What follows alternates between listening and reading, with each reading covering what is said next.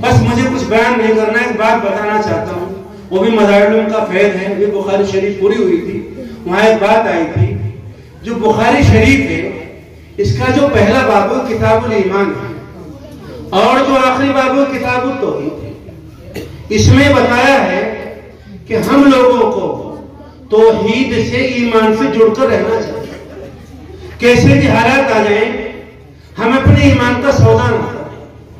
آج مسئلہ مکانوں کا نہیں، نہ مسئلہ دکانوں کا ہے اور نہ مسئلہ مال و دولت کا ہے، نہ تعیشات کا مسئلہ ہے۔ آج کا جو سب سے بڑا مسئلہ ہے وہ ایمان کا مسئلہ ہے، اور ایمان وہ چیز ہے کہ جس کے لیے پیغمبر اسلام حضرت محمد عربی صلی اللہ علیہ وسلم نے مکہ المکرمہ کے پورے 13 سالہ دور میں وہ محنت کی ہے کہ آپ اس کا اندازہ نہیں کر سکتے۔ یہ اتنا بڑا مجموعہ علماء کا تشریف رکھتا ہے، میری بات کا برا نہ مانے، اگر ان میں سے آپ کسی کو شاعر کہہ دیں، آپ کسی کو کاہن کہہ دیں، آپ ان میں سے کسی کو ساحر کہہ دیں، آپ کسی کو مجنون کہہ دیں، آپ کسی کو کرسی سے اتار دیں، تو پھر آپ حال دیکھیے کیا ہوگا۔ میرے اور آپ کے پیغمبر بلکہ رحمت للعالمین حضرت محمد عربی صلی اللہ علیہ وسلم کو مکہ کے لوگوں نے شاعر کہا، کاہن کہا، مجنون کہا، نہ معلوم کیا کہا، مگر آپ نے اس ایمان کی دعوت کو برابر جاری رکھا۔ آپ کے ساتھیوں کتنا ستایا گیا، حضرت سمیہ بوڑھی ہو گئی تھی، انہوں نے ایمان قبول کیا، ان کے صاحبزادے اور ان کے شوہر نامدار ایمان میں داخل ہو گئے۔ کفار مکہ نے کتنا ظلم کیا، ان کے شوہر کو شہید کیا، ان کے بیٹے کو شہید کرنے والے تھے، ایک خاص وجہ سے بچ گئے۔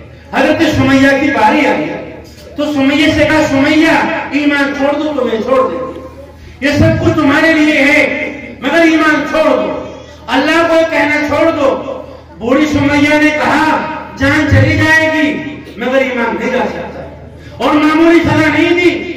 آج تو لوگ ڈرتے ہیں ہندوستان میں کہ ہمارے ساتھ ظلم ہوتا ہے، ڈر کی وجہ سے، خوف کی وجہ سے، تعلیم کی وجہ سے، لالچ کی وجہ سے، تعلقات کی وجہ سے آج ایمان کو چھوڑتے ہیں، آج ہاتھوں میں دھاگے باندھتے ہیں، آج ماتھے پر تلک لگاتے ہیں۔ ہندوستان کی بڑی تعداد مسلم بچیوں کی ایمان کو کھو چکی ہے۔ کسی کی بچی مر جائے تو واویلا ہوتا ہے، رونا ہوتا ہے، رشتہ دار آتے ہیں، بچی کا انتقال ہو گیا، اللہ کو صبر دے۔ میں کہتا ہوں 1000 بچیاں مر جائیں، جس وجہ سے چاہے مرے، ان کے پاس ایمان ہو، اتنی بڑی غم کی بات نہیں ہوتی۔ اور بچیاں جائیں، ایمان ان کے پاس نہ ہو، ان کے پاس کفر ہو، ان کے پاس شرک ہو، وہ ایمان سے دور جا چکی ہو، تو اس معاشرے کی گرفت ہو، اس معاشرے کو پکڑا جائے گا۔ ایک آنکھ رونے والی نہ ہو، آپ کے مکان سلامت۔ کیا نبی اس لیے آئے تھے؟ ابھی میرے دوست نے نعت پڑھی کہ ہم تو عشق کرتے ہیں نبی کی سادگی سے، ہمیں بے بخیلی نہیں چاہیے۔ کون نبی کی سادگی سے محبت کرتا ہے؟ کون پیار کرتا ہے؟ ہم نے کتنے لوگ داڑھیاں کٹاتے ہیں، کتنے ٹخنوں کے نیچے پیجامے پہنتے ہیں، کتنے لوگ سودی کام کرتے ہیں، سینہ عام ہو چکا ہے۔ آج شادی ہمارے جو منڈپ ہیں ان شادیوں میں آپ دیکھیے اختلاف ہے مرد اور عورتوں کا، اور وہ کہنے والا نہیں ہے۔ آج خالدار بہنوں کے ساتھ میں سینہ کاریاں ہوتی ہیں۔ آج یہ معاشرہ پورا نبی کے مخالف ہے۔ مبارکباد دیتا ہوں آپ کو کہ آپ نے بخاری شریف پوری کی ہے، مگر بخاری شریف میں جو آیا میرے نبی جو لے کر آئے آج وہ ہمارے گھروں سے نکل چکا ہے۔ آج بچوں کے بال دیکھیے، آپ لڑکیوں کا کپڑے دیکھیے، ان کا پردے کی دیکھیے۔ قرآن پاک میں 7 آیتیں آئی جن میں بتایا گیا پردے کے ساتھ رہو، اور 70 حدیثیں آئی، ان پر عمل کرنے والا کون ہے؟ اس لیے یہ پروگرام آپ سے کچھ بات کی دعوت دیتا ہے کہ آپ اپنے ایمان کا تحفظ کریں، آپ اپنے ایمان کو بچائیں، آپ اپنے بچوں کی ایمان کی حفاظت کریں۔ ایمان ایک بار کی نہیں جاتا ہے، پہلے آدمی فکری طور پر مرتد ہوتا ہے، پھر زبانی طور پر مرتد ہوتا ہے، پھر آدمی کا لباس مرتد ہوتا ہے، پھر آدمی کا کھانا مرتد ہوتا ہے، اور پھر ایک وقت آتا ہے کہ آدمی دین کو، قرآن پاک کو اور اسلام کو چھوڑ دیتا ہے۔ اس لیے آپ اپنے بچوں کی ایمان کی فکر کریں، آپ علماء سے رابطہ رکھیں، آپ ایمانی کتابیں گھروں میں پڑھیں۔ آج آپ یہاں سے جذبہ لے کر جائیں، کوئی نہ کوئی چھوٹی موٹی کتاب حدیث شریف کی آپ اپنے گھر میں رکھیں۔ حدیث شریف آپ کی ہماری روح ہے، زندگی ہے، ہماری ترقی ہے، ہماری کامیابی ہے، اس میں ہمارے عروج ارتقاء کا سامان مضمر ہے۔ لیکن آج ہم حدیث پاک کو اپنے گھروں سے نکال چکے ہیں. آپ یہاں سے یہ جذبہ لے اور آپ یہ دعائیں پڑھیں. ربنا لا تزغ قلوبنا بعد إذ هديتنا وهب لنا من لدنك رحمة. اور آپ دعا پڑھیں اللہم انی اعوذ بک من الفتن ما دار منها ما بطن. دنیا میں جو سب سے قیمتی چیز ہے وہ ایمان ہے، اور ایمان کے بعد جو سب سے قیمتی چیز ہے وہ جگہ ہے جو آپ کے ایمان کو بچاتی ہے.